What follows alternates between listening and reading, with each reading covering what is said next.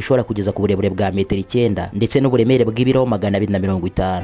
Byatangiye bamwe muri ba rushimusi bashimuta zino nyamaswa, iyo zimaze kwijuta zitangira guca imbuto zijugunya hasi, nabyo bikazinezeza. Kenshi cyane izi nyamaswa zikurwa amata ku munwa n'izi nyoni, umusere wanyuzwiho kugenda n'amaguru hejuru y'amazi.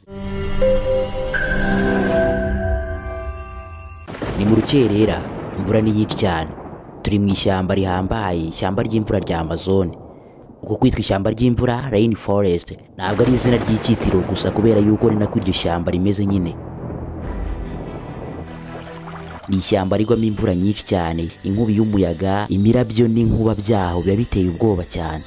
Muri aka kanya imvura ni nyinshi cyane ku buryo imigezi yo mu ishyamba rwagati yose yuzuye. Ubu amazi y'iyo migezi yuzuye mu ishyamba, ibiti by'iri shyamba biri hafi kurengerwa. Ubwo icyo gihe inyamaswa zose ziba zigomba guhunga, keretse wenda zishoboye kurira ibiti. Udukoko duto natwo tuba tugomba kurira ibiti kubera yuko tuba turi butembanwe n'amazi mu gihe tudakoze ibyo ngibyo.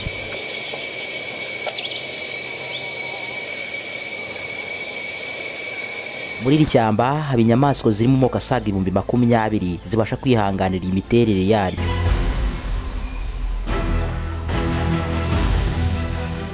Ni mu ishyamba rinini cyane ry'inzitane rituwe n'inyamaswa ziba zituriye mu migezi, ku butaka, mu biti ndetse n'ahandi. Rikaba ari ishyamba rigizwe n'ubuso bwa kilometero kare 6,700,000. Wageranya n'igihugu cy'u Rwanda rikaba rirukubye inshuro zisaga 255.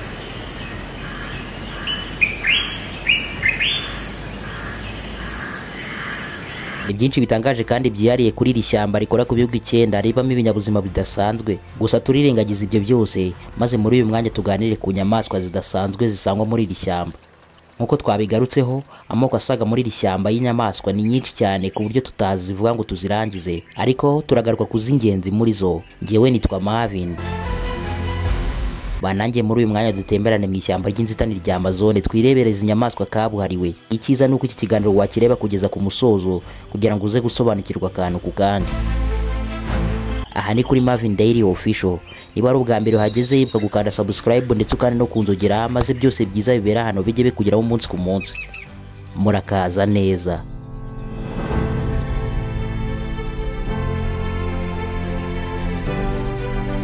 Turahera ku nyamaswa ibarwa mu za mbere nini muri iri shyamba rya Amazon, Green Anaconda cyangwa se Giant Anaconda.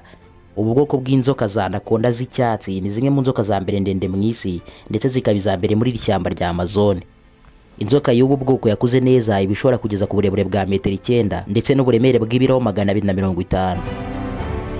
Umunsi ku munsi izi nzoka zibeshwaho no kurya inyama, aho zirya amafi, izindi nzoka ntoya, ingona zose zo muri iri shyamba yihuye na yirayirya, impongo, imbwa, isha ndetse n'izindi nyamaswa zose zishobora kuza hafi y'amazi, kuko izi nzoka niho zikunda kwibera. Ubwo birumvikana ko n'umuntu yiyahuye imbere yayo, iyi nzoka itamugirira imbabazi na nkeya.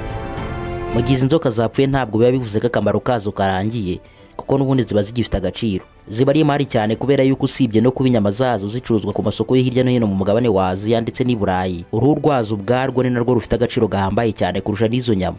Impamvu uruhu rw'izi nzoka ruhambaye cyane nuko rukorwamo ibintu bitandukanye, birimo imyambaro, inkweto, amasakoshi, imikandara ndetse n'ibindi byinshi bihenze cyane mu isi y'imideli.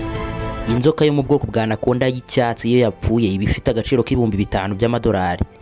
Aya ngaya ni 6,700,000 mu mafaranga y'u Rwanda. Caiman ni imiserebanya minini cyane, abashakashatsi banavuga yuko ari ikimanyi cy'imiserebanya ndetse n'ingona. Ubwo inyamaswa ikaba ibarirwa muri iyo miryango yombi. Caiman ni inyamaswa zitinyitse cyane, zifite amaso ahambaye afite ubushobozi bwo kureba kure byikubye inshuro zirenga 10 ugereranyije n'ubushobozi bw'amaso y'umuntu. Izi nyamaswa zikunda cyane ahantu hakonja ku buryo kwibera mu ishyamba nk'iri ngiri ry'imvura rya Amazon biba bimeze nka paradizo kuri zo. Kubera kuba mu mazi cyane mu buzima bwazo bwa buri munsi, zikunda kwirira amafi, ariko zikanarya izindi nyamaswa nk'utunyamasyo, inyoni zaje hafi y'amazi, inyamaswa zonsa ndetse udakuye muri za nyamaswa z'inkazi. Caiman nkuru yakuze neza, ibishobora kugira uburebure bwa metero 5 ndetse n'ibiro bisaga 40.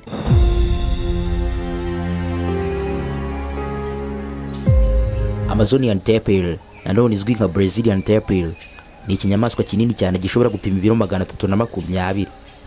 Iyo uyitegereje neza ubona ari inyamaswa ijya kumera nk'ingurube. nazo ni zimwe mu nyamaswa zitangaje cyane ziba muri iri shyamba rya Amazon. Nayo ni imwe mu nyamaswa zirya imbuto zihunguye, ikarya ibyatsi, amababi, amashami y'ibiti ndetse n'ibindi. Ikaba ari inyamaswa y'indyabyatsi. Ni imwe mu nyamaswa ziramba cyane muri Amazon kuko iba ishobora kubaho imyaka igera kuri 40. Usibye kuba inyamaswa ikunda kugendera cyane ku butaka, inakunda amazi cyane, ikaba izi koga kuko iyo yagezemo ihita imera nk'imvubu. Mu gukora ubushakashatsi neza basanze inyamaswa yarabayeho mu myaka 100 ishize, akaba ari bwo zatangiye kuboneka muri iri shyamba rya Amazon. Gusa mu kuyisobanura neza no kuyinonosora byakozwe mu mwaka wa 2013, ariko byashyizwe ahagaragara bikemezwa bya nyabyo yuko izi nyamaswa zibaho. Nubwo izi nyamaswa zitarya inyama, zizwiho kuba ari inyamaswa z'inkazi cyane kubera yuko uyisagariye wese iramuruma nta kabuza. Nubwo izi nyamaswa bwa mbere zagaragaye mu ishyamba rya Amazon, ntabwo ariho zikibarizwa gusa kubera yuko hari n'abazorora. Byatangiye bamwe muri ba rushimusi bashimuta zino nyamaswa bakajya kuzorora mu ngo z'iwabo cyangwa se nanone bakanazigurisha. None ubu mu bihugu byo muri Aziya ndetse n'i Burayi hamwe na hamwe wasanga inyamaswa zo muri ubu bwoko. Siriki antieta ni utunyamaswa duto dutangaje turi mu tubarizwa mu ishyamba rya Amazon. Irindi zina ry'utu tunyamaswa ni iryitwa Osito Oro kubera ari utunyamaswa dukunze kuba turi twonyine. Buri kanyamaswa ko muri ubu bwoko kaba gakunze kwibera mu biti kandi kagaryama no mu bushorishori bwabyo. Usibye no mu ishyamba rya Amazon no mu isi yose utunyamaswa tugenda dukendera ku buryo umubare watwo utagera no ku 1000. Nkuko twabigarutseho, Siriki antieta cyangwa Osito Oro ni utunyamaswa dukunze kwibera mu biti tugendagendamo, bigatuma n'ubundi turya udukoko tugendagenda ku biti. Buri kanyamaswa ko muri ubu bwoko kifitemo kuba nyamwigendaho ku buryo buri kose kaba gashimishwa no kuba konyine. Ubwo utunyamaswa dushimishwa no kuba turi kumwe na tugenzi twatwo ku mpamvu zo kororoka gusa. Kubera ubwo utu tunyamaswa tugira mu gihe duhuye n'ikiremwa muntu twirukanyira kure cyane. Ibi byumvikanisha uburyo cy'aka kanyamaswa nta na rimwe kahungabanya umutekano w'umuntu. Amafi ya Amazon dolphin nazo ni zimwe mu nyamaswa nini ziba muri ishyamba rya Amazon ku buryo zishobora kugeza uburemere bw'ibiro 185 ndetse n'uburebure bwa metero 3. Ubusanzwe amafi y'ubu bwoko y'ingabo nizo ziba nini kurusha ingore. Bikaba byaratangiye kumenyekana yuko aya mafi aba mu ruzi rwa Amazon mu mwaka wa 1817. Mu mibereho yayo ya buri munsi, aya mafi kugira ngo abashe kubaho arya andi mafi mato kuri yo ndetse akarya n'utundi dukoko duto twibera mu mazi. Agira ubuhanga bwihariye bwo kunezezwa no kubaho mu matsinda nk'uko bigenda no ku kiremwa muntu. Buri nyamaswa y'ubu bwoko imenya neza iyo bifitanye isano ndetse aya mafi akaba agirana urukundo hagati yayo ku buryo iyo ari yo yose yakora buri kimwe kugira ngo umuryango wayo unezerwe. Gusa nubwo izi fi za dolphin zibeshwaho no kurya utundi dufi dutoya ndetse n'utundi dukoko duto tuba mu mazi, ntabwo abarirwa mu nyamaswa zishobora kurya abantu. Piranhas ni imwe mu nyamaswa za mbere z'inkazi zituye mu ishyamba rya Amazon, nazo zikaba zibera mu ruzi rwa Amazon. Aya ni amafi. Ubwoko bw'aya mafi ya piranhas ntabwo ari amafi manini cyane ku buryo ateye ubwoba kuyareba, ariko ateye ubwoba kurenza uko wabitekereza. Ni amafi afite urwasaya rukomeye cyane ndetse n'amenyo atyaye, akaba abeshwaho no kurya udufi dutoya kuri yo. Gusa kuba aya mafi arya udufi dutoya ndetse akarya n'utunyamaswa dutoya nk'aya mafi ya dolphin twagarutseho, iyo aya mafi yahuriye hamwe mu matsinda aba ashobora gukora amahano akomeye cyane. Aya mafi ashobora guhura ari nk'ijana icyarimwe, maze ku bufatanye na ya menyo yayo atyaye agafata umwanzuro wo kujya kwirira igifi kinini. Ibaze ko aya mafi n'inyamaswa nini ashobora kuyirya mu gihe yaje kunywa amazi. Ibaze ko iyo byageze mu gihe cy'izuba rikakaye ibyo kurya byabuze, aya mafi ashobora kujya no ku nkombe gusanga inyamaswa ihahagaze. Ubwo iyo aya mafi yasanze n'umuntu nawe ahinduka ibyo kurya by'uwo munsi. Tugiye mu biti, hari akanyamaswa kitwa leaf mimicking catids. Ni akanyamaswa gato gafite ubushobozi bwihariye bwo kwihinduranya mu mabara uko bishoboka kose, dore ko bitewe n'imiterere y'aka kanyamaswa kimereye nk'ikibabi, aho kageze hose gafata ibara ryako neza nk'aho kahoze. Ubwo bita bimera nk'aho ari ikibabi kihahagaze, uruvu rwo rurabeshya. Iyo aka kanyamaswa kabashije kwihinduranya, na nyamaswa n'imwe iba yamenya ngo ni akahe kari hehe. Ubu nawe kuri aya mashusho bishobora kuba biri kukugora kumenya aho kari. Ubwoko bw'utu tunyamaswa natwo ni utunyamaswa dukunze kwibera twonyine, tukamenya ibyatwo. Ibyo bigatuma za nyamaswa zirya izindi zitabasha kukabona mu buryo bworoshye kubera ubucakura bwako buhambaye. Gusa utu tunyamaswa dukunda cyane ahantu hari ibara ry'icyatsi kibisi kuko ariho haba umunezero watwo. Ubwo imibereho yako ni imibereho nk'iy'igihore cyangwa inzige. iyo kageze aho hantu hari ibara ry'icyatsi karirira, ariko mu kwiyoberanya kwinshi kuko uba ubona gasa nk'ibyo byatsi. Ubwo niba ukunda kugerageza ku nyamaswa ibonetse yose ngo wirire inyama yayo wumve uko imeze, uzirinde kukarya, kubera yuko inyamaswa yose ikariye mu minota mike cyane uburozi bwako buhita buyizenguruka mu mubiri wose, maze ubuzima bwayo bukarangirira aho ngaho.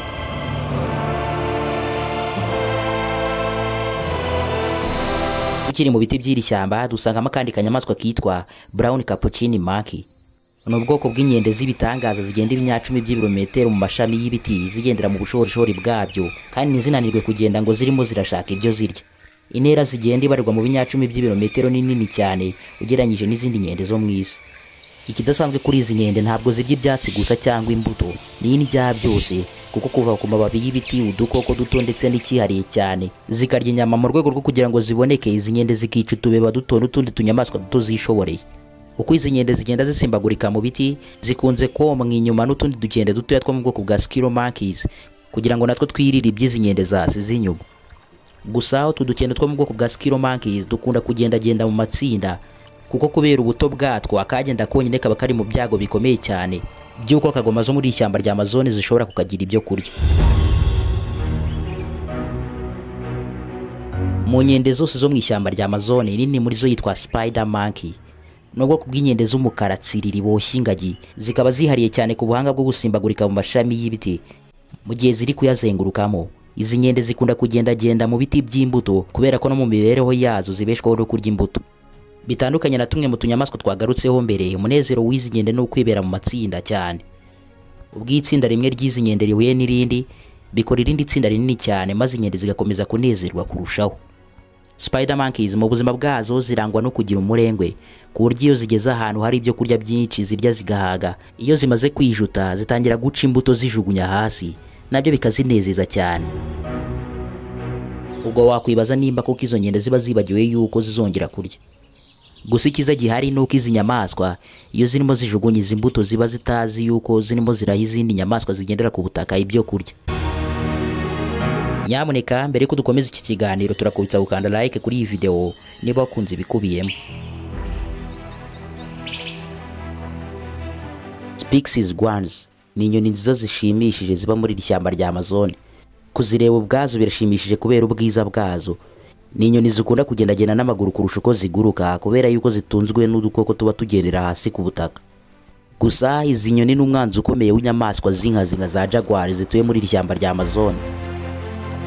Impamvu nuko hari kenshi cyane izi nyamaswa zikurwa amata ku munwa n'izi nyoni, kubera yuko izi nyoni zizwiho cyane kuburira utu tunyamaswa tw'indangare nk'impongo, isha z'umutuku ziba mu ishyamba rya Amazon n'utundi tunyamaswa duto dutandukanye. Izi nyamaswa z'inkazi zihindura amafunguro yazo, bituma izi nyoni zikunda kwitwa Amazon's alarm, kubera yuko zitanga ubutumwa kuri twa tunyamaswa duto binyuze mu gusakuza cyane, maze twa tunyamaswa twamara kumva ijwi ryazo tugahera ko tugahunga ubutareba inyuma.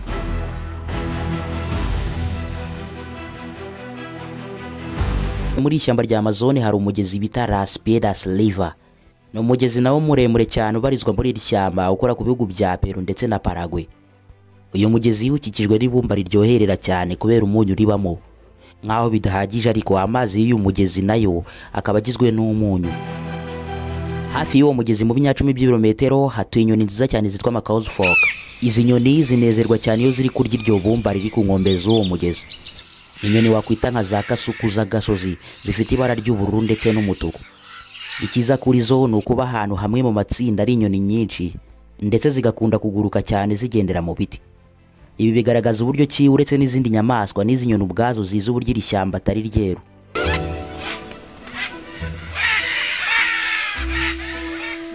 Icyo gihe iyo zihagaze mu biti zitegereza yuko inyoni imwe muri zo ifite umutima ukomeye imanuka hasi ikajya kureba nimba nta kibazo gihari.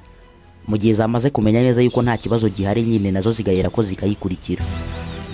Bimwe mu byo kurya izi nyoni zifata mu mibereho yazo ya buri munsi harimo iribumba riri ku nkombe y'uyu mugezi wa Las Piedras River. Izi nyoni zigakundira ibumba cyane kubera ko riba ririmo urwunyunyu. Iyo zimaze kurya iryo bumba zirenzaho imbuto, maze ibyo zikabikora mu buzima bwazo bwa buri munsi. Aha hantu hari iryo bumba zirakunda cyane, atari uko ziyakura ibyo kurya gusa, ahubwo haranazinezeza. Iyo ziri kuhakinira ziba zumva nta raha ryabiruta.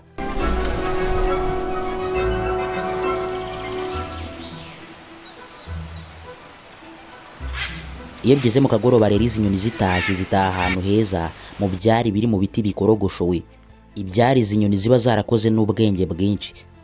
Ibi ngibi nyine birumvikana bikaba ari ibyari biba bitandukanye cyane n'iby'izindi nyoni zikora. Ibyo byari izi nyoni zibikoze bibe mu mvura, ku zuba cyangwa mu muyaga, aba ari icyari kitazasaza kereka wenda mu gihe icyo giti cyatemwe. Aho rero muri ibyo byari izi nyoni ziba ni naho haba hari imishwi yazo, akaba ari naho ziyisanga zizaniye ibyo kurya. Nk'abandi babyeyi mu zindi nyamaswa, izi nyoni zikora ibyo ngibyo kugeza igihe abana bazo bakuriye. Ubwo iyo bamaze gukura nabo igihe cyabo kiba kigeze kugira ngo batangire kwihigira. Gusa hafi y'ako kagezi ntabwo izi nyoni zihatuye zonyine, kubera yuko zihafite abaturanyi. Abo baturanyi ni inyoni zitwa anhinga cyangwa se snake bird. Ni inyoni zizwiho kurya inzoka cyane. Izi nyoni ni agatangaza cyane kubera ko zibasha koga neza nk'amafi, zikibira mu mazi zikamaramo iminota runaka zirimo zishakamo amafi yo kurya, maze zikazamukira igihe zibishakiye. Ibi bikaba bitandukanye n'izindi nyoni byitwa ngo zizi koga kubera yuko zo ntago zibasha kwibira mu mazi hasi. Izi nyoni mu buzima bwazo bwa buri munsi zirya inzoka, amafi, iminyorogoto ndetse n'utundi dukoko duto dukunze kwibera mu mazi.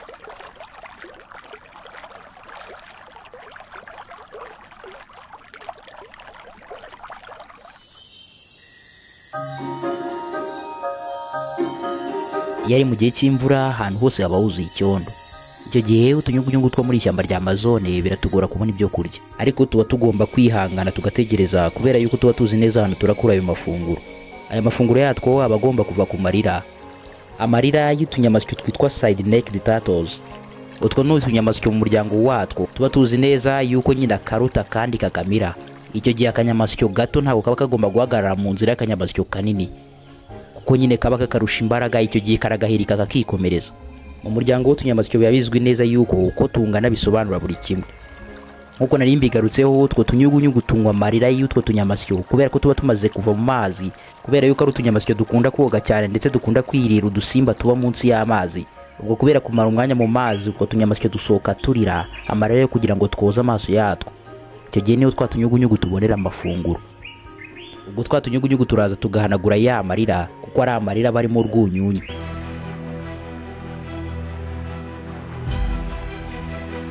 Bullet ant ni tumwe mu dukoko dutoya dutinyitse muri iri shyamba rya Amazone. Ni intozi zo kwitondera cyane kubera yuko umuntu wese ziriye agira uburibwe bukomeye cyane bwikubye inshuro zigera kuri 30 uburibwe bw'umuntu wariwe n'uruyuki. Umuntu wese utembereye muri iri shyamba rya Amazone aba agomba kwirinda uru rutozi kubera yuko nubwo rufite ubumara butica ariko butanga uburibwe bukomeye cyane. No kuvuga ngo inyamaswa yose yo muri iri shyamba rya Amazone nayo bigomba kuba iziri runo rutozi, kubera yuko inyamaswa yose rurumye ubwo buribwe baba bugomba kuyigeraho nta kabuza. Abashakashatsi bavuga yuko uburibwe bw'uru rutozi buryana nk'ubumara bw'isasu, bityo uwo rwarumye aba agomba kuribwa cyane nk'uri gushya, maze ubwo buribwe bukaza gushira nyuma y'amasaha 28.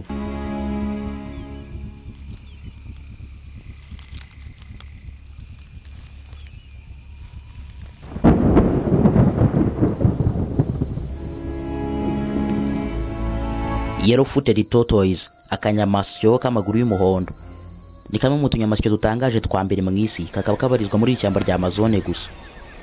Kabarizwa mu gice cy'amajyepfo y'iri shyamba ahakora ku gihugu cya Brazil.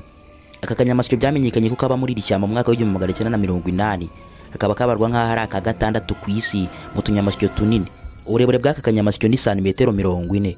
Ubwoko bw'utu tunyamasyo iyo dutanze ijwi uba wumva ari nk'ijwi ry'uruhinja. Mu guhana ubutumwa hagati yatwo dukoresha uburyo bw'umubiri. Ubwo akajunguje umutwe kagenzi kaho kakamenya ubutumwa kari gutanga bitewe n'icyerekezo kawujunguje kawerekezamo.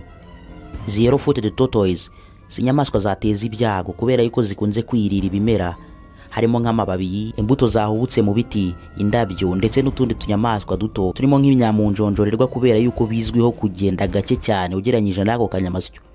Gusa nako nta kanyamaswa kagenda gake cyane bibaho.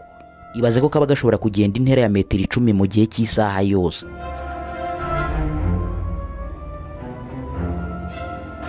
Muri iri shyamba kandi hazwi umuserebanya witwa Jesus lizard. Umuserebanya uzwiho kugenda n'amaguru hejuru y'amazi rwose. Ibi bitangaje nyine kubera yuko nta yindi nyamaswa yo muri iri shyamba rya Amazone yabikora. Gusa iyi miserebanya nyine ni muri iri shyamba rya Amazone ibarizwa gusa, ariko nanone iri ku kigero gito cyane munsi y'imiserebanya 500. Nanone muri iri shyamba hakabamo akandi kanyamaswa gatangaje kitwa grass frog. Uyu ukaba ari umutubu ubonerana cyane wo muri iri shyamba rya Amazon, kuko mu gihe uwitegereje uri kureba ibyo mo imbere mu mubiri byose. Wari uzi ko se muri iri shyamba habamo umutubu w'uburozi witwa poison dart frog. Uburozi bwo mu mubiri w'uyu mutubu abahigi bamwe na bamwe bo muri iri shyamba rya Amazon b'abasangwa butaka bakunda kuyifashisha mu gukora uburozi bwo gutega inyamaswa z'inkazi, kubera yuko ubumara bwo mu mubiri w'uyu mutubu buba buhambaye cyane. Akaba ari nabwo uyu mutubu wifashisha mu kwirinda inyamaswa yose yashaka kurya, kuko iyo ibigerageje uwo mutubu ushobora kuyicira igahita ipfa. Ngayo nguko, ubwo nawe numve yuko ukomeye cyane ngo wenda nuhura n'uwo mutubu utekereza yuko uzagucira usigara amahoro. Muri ishyamba habamo akandi kanyamaswa gatangaje cyane kitwa tiger cat. Ni inturo y'agasozi igendagenda muri iri shyamba nyine, nayo ibeshejweho no kurya inyama z'utunyamaswa dutoya ibashije kuba yakwiyicira, kubera yuko nyine no muri iri shyamba n'ubundi habarirwamo amoko menshi y'imbeba. Byumvikana yuko nta kwicwa n'inzara guhari kuri iyi njangwe. Ni injangwe itangaje cyane kubera yuko kuyita tiger cat bareba kuko bisa neza nk'igisamagwe, kubera yuko usibye ingano niho honyine bitandukanye. Ingana nk'izindi njangwe n'inturo zisanzwe, ariko amabara yayo akaba asa nk'aya ziriya njangwe nini. Sloth ni utunyamaswa duto, ukinitegereza aka kanyamaswa mu maso ubona ari akanyamaswa k'akagoryi cyangwa se k'akanebwe. Tukaba ari utunyamaswa dukunze kwibera mu biti, ariko nanone umunsi wose ushobora gushira tutagenze na metero 40. Mu masaha 24 agize umunsi, sloth ishobora gusinziramo amasaha 20, ubundi ane akaba ari yimarira maso.